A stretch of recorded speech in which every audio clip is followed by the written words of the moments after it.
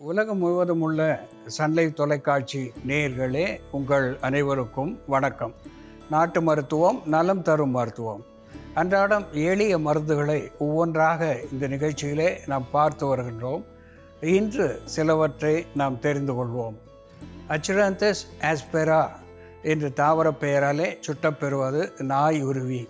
இந்த நாயுருவி சமூலம் என்று சொல்லுகின்ற பொழுது அதனுடைய விதைகள், பூக்கள், இலை, தண்டு, வேர் அத்துணையும் எடுத்து காய வைத்து சூரணித்து வைத்து கொண்டு வேறுகடி அளவு தேனோடு அந்தி சந்தி என்று இரு வேளை நாம் சாப்பிட்டு வருகின்ற நிலையிலே விக்கல், இருமல், ஆஸ்துமா போன்றவற்றை இது போக்குவது மட்டுமல்லாமல் நரம்புகளுக்கு பலம் தரக்கூடியதாக, குறிப்பாக மூளை நரம்புகளுக்கு நலம் தந்து ஞாபக சக்தியை அதிகப்படுத்துவதாக விளங்குகிறது என்பது உண்மை. அன்பான நேயர்களே, கடுகு நாம் சமையலுக்கு பயன்படுத்துகின்ற ஒன்று. மஸ்டர்ட் என்ற ஆங்கிலத்திலே சொல்லப்பெறுவது. இந்த கடுகை நாம் லேசாக வறுத்து பொடித்து வைத்து கொண்டு காப்பி, டீ தூளுக்கு பதிலாக ஒரு தேக்கரண்டி அளவு பாலில் இட்டு காய்ச்சி அதனோடு இனிப்பு சேர்த்து இருவேளை அன்றாடம் பருகி வருகின்ற நிலையிலே இது ஈரலுக்கு பலம் தரக்கூடியதாக விளங்குகிறது. தேவையில்லாத தேங்கி நிற்கின்ற டிராப்சி, எடிமா என்றெல்லாம் சொல்லுகின்ற வீக்கத்தை வற்ற செய்யும் தன்மை இந்த கடுகுக்கு உண்டு. அது மட்டுமல்லாமல் உடலுக்கு குளிர்ச்சியை குறைத்து சற்று உஷ்ணத்தை தந்து சுறுசுறுப்பை தரக்கூடிய ஒன்றாகவும் இந்த கடுகு விளங்குகிறது என்பதை மறத்தல் ஆகாது.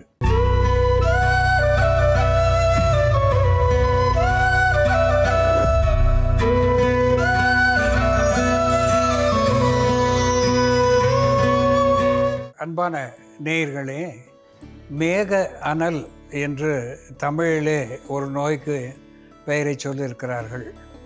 இது சிப்பிலிஸ் என்று ஆங்கிலத்திலே சொல்லுவதற்கு இணையான ஒரு பொருளை பெற்றிருக்கிறது. ட்ரெபோனிமா பல்லிடம் என்கின்ற பாக்டீரியாஸ் என்கின்ற நுண்கிருமிகள் இதற்கு ஒரு காரணமாக விளங்குகிறது. இது செக்ஷுவலி டிரான்ஸ்மிட்டட் டிசீஸ் என்கின்ற வகையிலே எஸ்டிடி என்று 3 எழுத்திலே சொல்லக்கூடிய நிலையை இது பெற்றிருக்கிறது. ஆண் பெண் இன உறவிலே இது விருத்தியாகி பல்வேறு நரம்பு மண்டலங்களை பாதிக்கின்ற ஒன்றாக திகழ்கிறது. புண்களாக வெளிப்படுகிறது, வெள்ளை ஒழுக்காக மாறுகிறது, வீக்கங்களாக உள் உறுப்புகளை பாதிக்கின்றது. இப்படிப்பட்ட மேக அனலுக்கு ஒரு எளிய மருத்துவத்தை நாம் எப்படி செய்து பயன்படுத்துவது என்று செயல்முறையிலே பார்ப்போம். அதற்கு ட்ரைகோனல்லா ஃபோய்னம் கிரேக்கம் என்று சொல்லுகின்ற ஃபெனுக்ரீக் வெந்தயம் ஒரு குளிர்ச்சி தரக்கூடிய ஒன்றாக, இரும்பு சத்துவம் மிகுந்ததாக, anti bacterial, anti fungal, anti microbial என்கின்ற மருத்துவ குணத்தை பெற்றிருப்பதாக திகழ்கிறது. இந்த வெந்தயத்தோடு அல்லியம் சீப்பா என்று சொல்லுகின்ற வெங்காயம் ஒரு வீக்கத்தை கரைக்கக்கூடிய ஒன்றாக விளங்குகிறது. குருதி ஓட்டத்தை சீர் செய்யக்கூடியதாக திகழ்கிறது.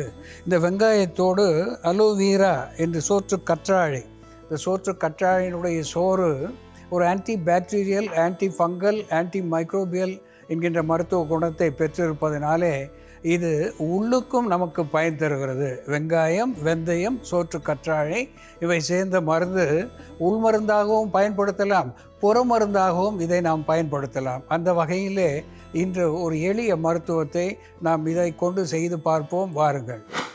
நேயர்களே, நாம் இன்னைக்கு சோற்று கற்றாழையை பயன்படுத்தி ஆண் பெண் இரு பாலருக்கும் பிறப்புறுப்பில் ஏற்படக்கூடிய நமைச்சல், தொற்று, புண்கள், கொப்புளங்கள் போன்ற பிரச்சனைகளை சரி செய்யக்கூடிய ஒரு மருந்து தயார் பண்ணலாம். இதற்கு தேவையான பொருட்கள்: சோற்று கற்றாழை, வெங்காயம், வெந்தயம், விளக்கெண்ணெய்.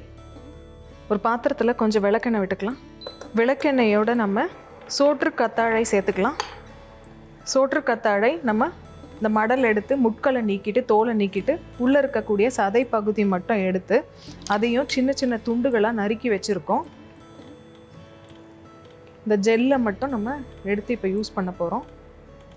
சோற்று கத்தாழை ஜெல் நம்ம சேர்த்த உடனே அது கொஞ்சம் வெடிக்கும். அதனால் நம்ம இந்த பாத்திரத்தை மூடி வச்சு இந்த தைலத்தை காய்ச்சணும். அப்படி இல்லைன்னா நம்ம தள்ளி நின்று காய்ச்சணும்.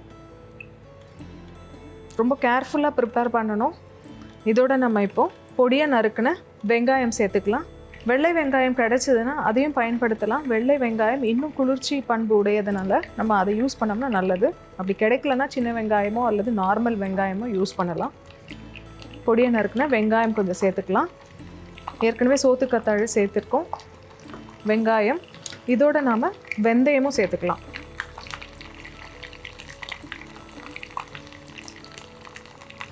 நம்ம ஒரு 100 ml அளவுக்கு விளக்கெண்ணெய் எடுத்தோம்னா இந்த பொருட்கள் எல்லாமே ஒரு தேக்கரண்டி அளவு ஆட் பண்ணலாம்.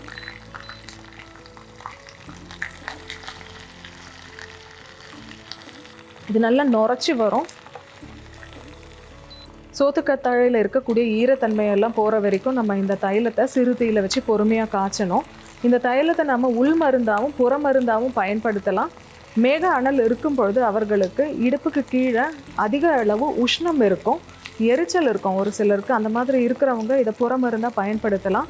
மேக நோய்கள்னால வரக்கூடிய கொப்புளங்களுக்கும் புண்களுக்கும் ஆற்றக்கூடிய மருந்தாகவும் இதை நம்ம யூஸ் பண்ணலாம்.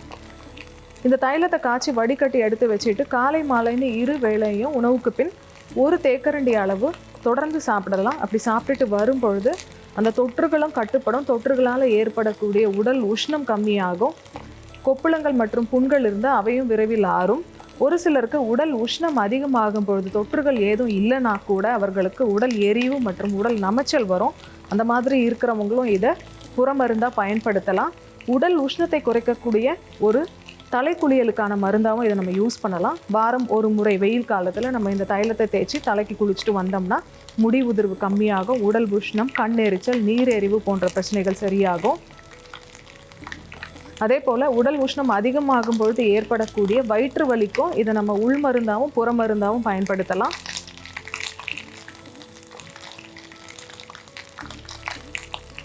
இந்த தைலம் இப்போ தயாராகிடுச்சு. இதை வடிகட்டிடலாம்.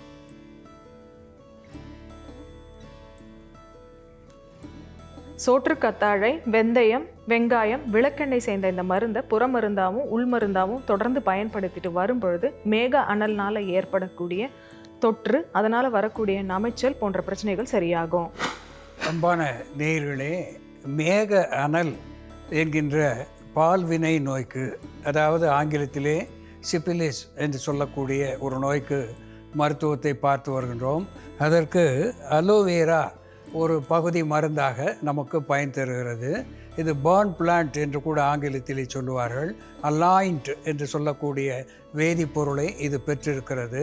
வீக்கத்தை வற்றச் செய்யும் தன்மை உடையது. அதோடு கூட சீக்கிரத்திலே புண்களை ஆற்றும் வல்லமை உடையதாக இந்த குமரி என்கின்ற சோற்று கற்றாழை நமக்கு பயன் தருகிறது. அதனோடு வெந்தயம் என்று சொல்லுகின்ற பொழுது ட்ரைகோனெல்லின் என்று சொல்லுகின்ற வேதிப்பொருளை இது அதிகமாக பெற்றிருக்கிறது. இது ஒரு ஆன்டி ஆக்சிடென்ட் என்கின்ற வகையிலே நுண்கிருமிகளை வெளித்தள்ளக்கூடிய ஒன்றாக, குறிப்பாக கேன்சர் செல்களை கூட இது தடுத்து நிறுத்துகின்ற வல்லமை பெற்றதாக, உடலுக்கு குளிர்ச்சி தரக்கூடியதாக விளங்குகிறது.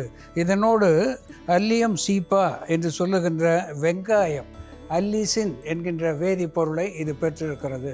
அல்லிசின் ஒரு ஆன்டி இன்ஃப்ளமேட்டரி அனால்ஜெசிக் என்கின்ற வகையிலேயும் ஒரு ஆன்டி ஆக்சிடென்ட் என்கின்ற நிலையிலேயும் இது நமக்கு பயன் தருகிறது. இதனோடு கேஸ்டர் ஆயில் என்று சொல்லக்கூடிய விளக்கெண்ணெய் சேர்த்து இங்கே தைலமாக வைத்திருக்கின்றோம். இதை அன்றாடம் இரவு நேரத்திலே 1 தேக்கரண்டி உள்ளுக்கு சாப்பிட்டு வருவதனாலே உடல் உஷ்ணத்தை தணிக்கக்கூடிய ஒன்றாக விளங்குகிறது. இன உறுப்புகளிலே ஏற்படுகின்ற பால்வினை நோயால் வந்த புண்களை ஆற்றுகின்ற வல்லமையுடையதாக திகழ்கிறது.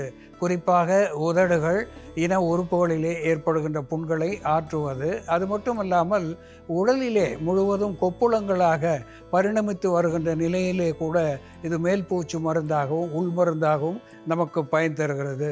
அன்பான நேயர்களே, இது புண்களை ஆற்றுவது மட்டுமல்லாமல் மேக அனலாலே மேக சூட்டினாலே ஏற்படுகின்ற ஒழுக்குகளையும் வெள்ளைப்போக்கையும் தணிக்கின்ற ஒரு மருந்தாகவும் திகழும் என்பதை நாம் மறத்தல் ஆகாது. அன்பான நேயர்களே, மேக அனல் என்கின்ற ஒரு நோய்க்கு ஒரு எளிய மருத்துவத்தை இன்று நாம் பார்த்து தெரிந்து கொண்டோம். இதுபோல வேறு ஒரு மருத்துவ குறிப்போடு நாம் மீண்டும் சந்திப்போம். நன்றி, வணக்கம்.